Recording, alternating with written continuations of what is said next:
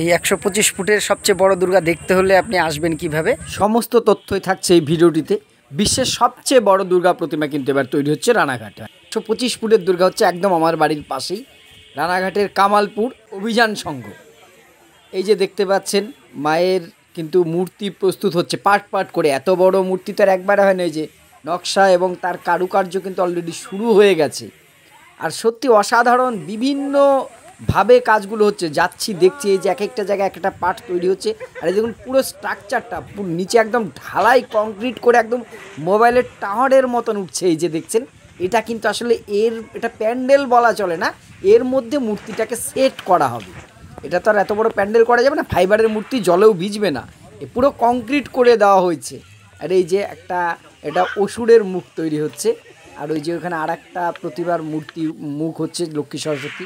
এই যে মূল বডিটা, পায়ের পাতাটা দেখুন এক মানুষের থেকে অনেক বেশি।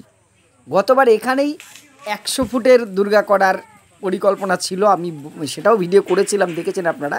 সেটা যাই হোক অনুমোদন ছিল না বলে পুলিশ পারমিশন আটকে গেছে। এবারে কিন্তু হচ্ছে এবং সেটা 125 ফুট। এই যে মূল যে মায়ের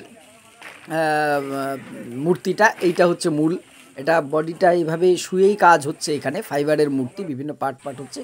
আর এদিকে অন্যান্য পার্টগুলো কিন্তু কাজ চলছে, তুরন্ত বিভিন্ন সেকশনে কাজ চলছে। বহু কর্মচারী কাজ করছেন, কর্মচারী বলাটা ভুল হবে, যারা শিল্পীরা তারা কাজ করছেন তাদের আন্ডারে।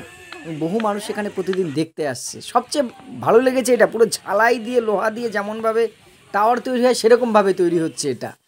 এই যে এটি হচ্ছে মায়ের মুখ, কমপ্লিট কিন্তু হয়নি।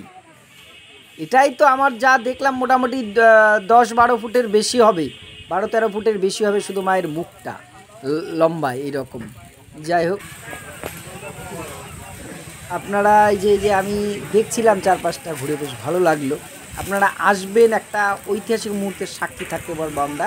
এটা এই 125 ফুটের সবচেয়ে বড় দুর্গা দেখতে হলে আপনি আসবেন কিভাবে, রানাঘাট যে রেলওয়ে স্টেশন সেখান থেকে আপনি বাস বা অটোতে নোয়াপাড়া, তার কাছে হচ্ছে কামালপুর, সেখান থেকে 3 কিলোমিটার মাত্র রাস্তা। সেখানে আসলেই কিন্তু আপনি এই পৌঁছে যাবেন একদম রাস্তার ধারে।